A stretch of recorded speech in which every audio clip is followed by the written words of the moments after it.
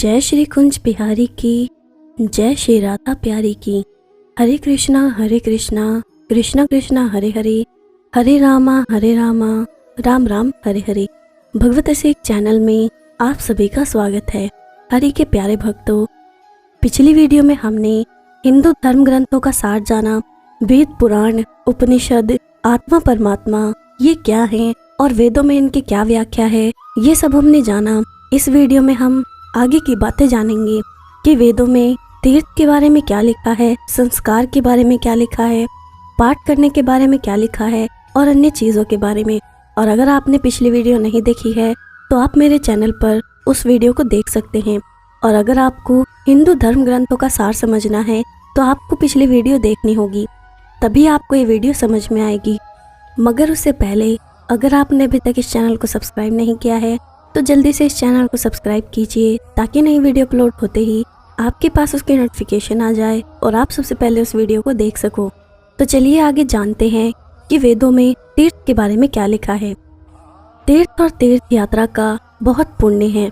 जो मनमाने तीर्थ और तीर्थ पर जाने के समय है, उनकी यात्रा का सनातन धर्म से कोई संबंध नहीं। तीर्थों में 4 धाम, ज्योतिर्लिंग, अमरनाथ, शक्तिपीठ और सप्तपुरी की यात्रा ही महत्व है।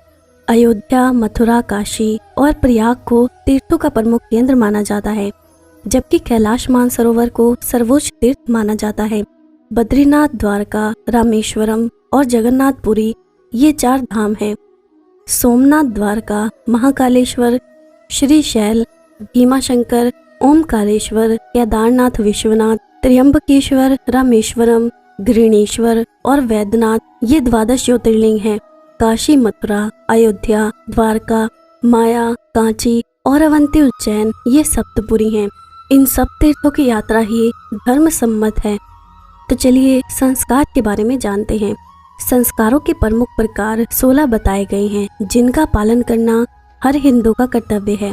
इन संस्कारों के नाम गर्भाधान, पुंसवन, सीमंतोन्नयन, जात कर्म, नामकरण, निष्कर्मण, अनन्नप्राशन, मुंडन, कर्णवेधन, विद्यारंभ, उपनयन, वेदारंभ, केशांत, संवर्तन, विवाह और अत्यंश थी। प्रत्येक हिंदुओं को इन संस्कार को अच्छे से नियम पूर्वक करना चाहिए। ये मनुष्य के सभ्य और हिंदू होने की निशानी है। संस्कारों को वैदिक नियमों के द्वारा ही संपन्न किया जाना चाहिए। तो चलिए अब पाठ करने के बारे में जानते हैं। वेदों, उपनिषद या गीता का पाठ करना या सुनना प्रत्येक हिंदू का कर्तव्य है। उपनिषद और गीता का स्वयं अध्ययन करना और उनकी बातों की किसी जिज्ञासु के सामने चर्चा करना पुण्य का कार्य है। लेकिन किसी बहसकर्ता या भ्रमित व्यक्ति के समक्ष वेद वचनों को कहना निषेध माना जाता है। प्रतिदिन धर्म ग्रंथों का कुछ पाठ करने से देव शक्तियों की कृपा मिलती है। हिंदू धर्म में वेद, उपनिषद और गीता के पाठ करने की परंपरा प्राचीन काल से ही रही है।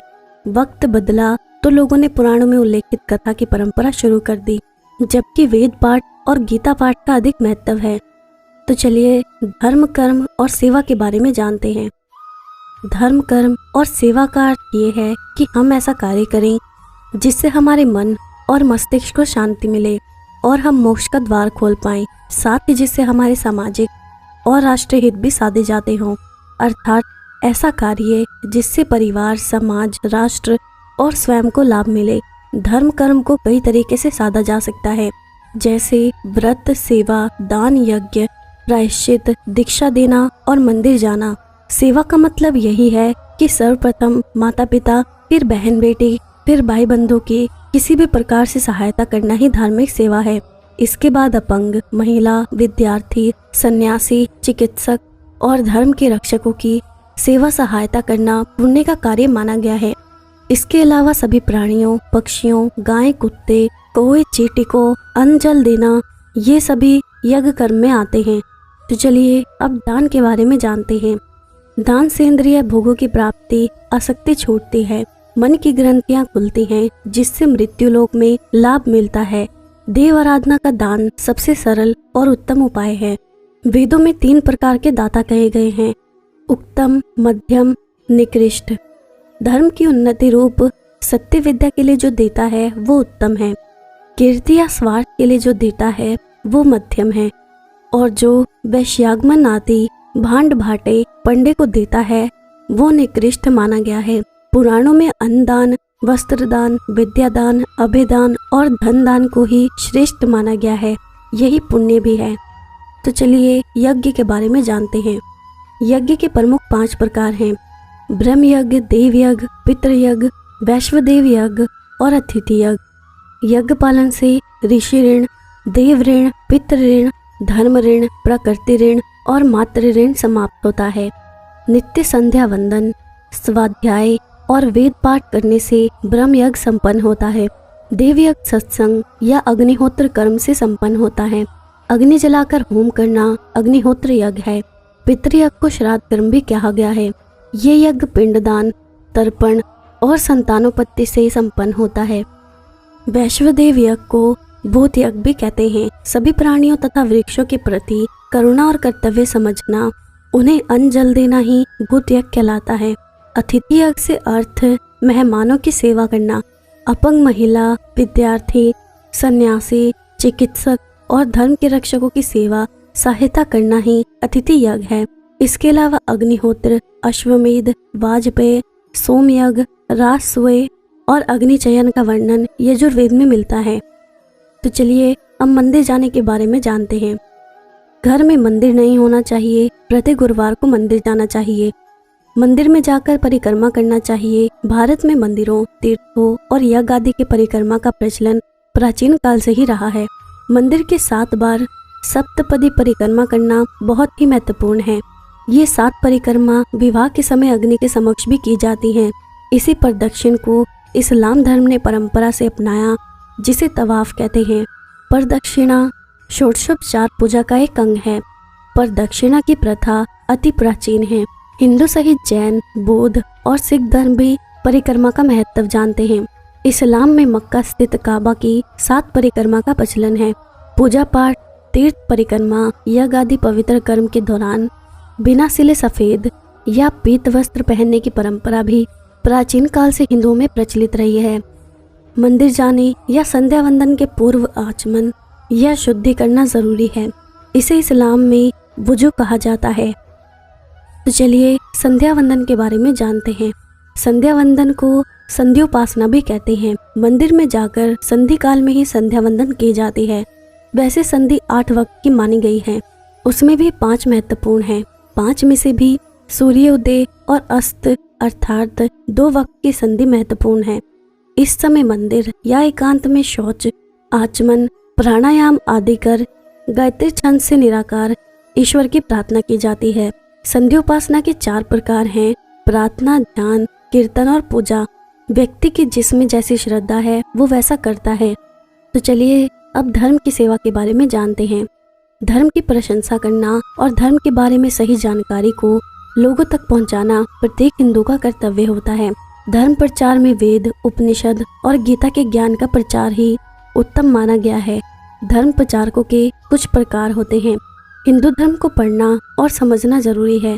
हिंदू धर्म को समझकर ही उसका प्रचार और प्रसार करना जरूरी है। धर्म का सही ज्ञान होगा तभी उस ज्ञान को दूसरे को बताना चाहिए।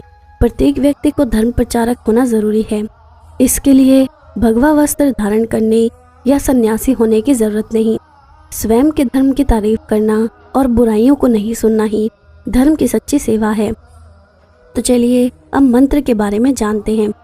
वेदों में बहुत सारे मंत्रों का उल्लेख मिलता है, लेकिन जपने के लिए सिर्फ प्रणव और गायत्री मंत्र ही कहा गया है। बाकी मंत्र किसी विशेष अनुष्ठान और धार्मिक कार्यों के लिए हैं। वेदों में गायत्री मंत्र से छंद हैं, जिसमें हजारों मंत्र हैं, पर प्रथम मंत्र को ही गायत्री मंत्र माना जाता है। उत्तम मंत्र के अलावा किसी अन्य मंत्र का जाप करते रहने से समय और ऊर्जा की बर्बादी होती है। गायत्री मंत्र की महिमा सर्वविदित है। दूसरा मंत्र है महामृत्युंजय मंत्र, लेकिन उत्तम मंत्र के जप और नियम कठिन हैं। इसे किसी जानकार से पूछकर ही जपना चाहिए। तो चलिए अब प्रायश्चित के बारे में जानते हैं। प्राचीन काल से ही हिंदुओं में मंदिर में जाकर अपने पापों के लिए प्रायश्चित करने की परंपरा है। प्रायश्चित करने के महत्व को स्मृति और पुराणों में विस्तार से समझाया गया है। गुरु और शिष्य परंपरा में गुरु अपने शिष्य को प्रायश्चित करने के लिए अलग अलग तरीके बताते हैं। दुष्कर्म के लिए प्रायश्चित करना तपस्या का दूसरा रूप है। ये मंदिर में देवता के समक्ष 108 बार साष्टांग प्रणाम, मंदिर के इर्द गिर्द चलते हुए साष्टांग प्रणाम और कावड़ी अर्थात वो तपस्या जो भगवान मुरुगन को अर्पित की जाती है, अपने पापों की क्षमा भगवान शिव और वरुण देव से मांगी जाती है, क्योंकि क्षमा का अधिकार उनका ही होता है। तो चलिए दीक्षा के बारे में जानते हैं। दीक्षा देने का प्रचलन वैदिक ऋषियों ने प्रारंभ किया था। प्राचीन काल में पहले शिष्य और ब्राह्मण बनने के लिए दीक्षा दी जाती थी। माता पिता अपने बच्चों को जब शिक्षा के लिए भेजते थे तब भी दीक्षा दी जाती थी। हिंदू धर्म के अनुसार दिशाहीन जीवन को दिशा देना ही दीक्षा है। दीक्षा एक शपथ, एक अनुबंध और एक संकल्प है। दीक्षा के बाद व्यक्ति द्विज बन जाता है। द्विज का अर्थ दूसरा जन्म है, दूसरा व्यक्तित्व। सिख धर्म में इसे अमृत संचार कहते हैं। ये दीक्षा देने की परंपरा जैन धर्म में भी प्राचीन काल से रही है। हालांकि दूसरे धर्मों में दीक्षा को अपने धर्म में धर्मांतरित करने के लिए प्रयुक्त किया जाने लगा। धर्म से इस परंपरा को ईसाई धर्म ने अपनाया, जिसे वो बपतिस्मा कहते हैं। अलग अलग धर्मों में दीक्षा देने के भिन्न भिन्न तरीके हैं। तो ये थी वो सारी बातें जो वेदों में और उपनिषदों में लिखी हैं, और यही हिंदू धर्म ग्रंथों का सार है। अब मैं आपको एक कथा सुनाती हूँ। एक गुजरी रोजाना मदन मोहन के करौली वालों के मंदिर में दूध देने आया करती थी। लोभवश वो दूध में पानी मिलाया करती थी, पर मदन मोहन जी से उस गुजरी का आपस में बड़ा प्रेम था। एक दिन गुजरी ने दूध में किसी बावड़ी का पानी मिलाया और दुर्भाग्यवश उसमें मछली आ गई। जब गोसाई जी ने मछली देखी तो गुजरी को फटकार लगाते हुए दूध देने की सेवा से हटा दिया। गुजरी ने 2 दिन मदन मोहन जी के दर्शन वियोग में कुछ खाया नहीं और रोते हुए पड़ी रही। तीसरे दिन स्वयं मदन मोहन जी उसके घर पहुंचकर दूध मांगते हुए कहने लगे, मैं यदि दूध पीऊंगा तो सिर्फ तुम्हारा लाया हुआ ही पीऊंगा। और बात के बीच में ही गोसाई जी ने मंदिर में उत्थापन की घंटी बजा दी। मदन मोहन जी भागने के लिए उपक्रम में अपना पीताम्बर वहीं छोड़कर गुजरी की ओढ़नी लपेटकर मंदिर में खड़े हो गए। जब गोसाई जी ने ठाकुर जी का दर्शन किया तो आनंद विभोर होकर पूछने लगे कि आप ये ओढ़नी किसकी लाए हैं। तभी वो गुजरी भी ठाकुर जी का पीताम्बर लिए मंदिर में पहुंच गई। अब गोसाई जी को भक्त और भगवान के इस प्रेम लीला को समझने में समय नहीं लगा। तभी ठाकुर जी ने गोसाई जी को आदेश दिया कि ये गुजरी मुझे बहुत अधिक प्रिय है, ये रोज मेरे दर्शन को मंदिर में आनी चाहिए। तब से आज भी गुजरी की याद में मदन मोहन जी को काली ओढ़नी धारण करवाई जाती है।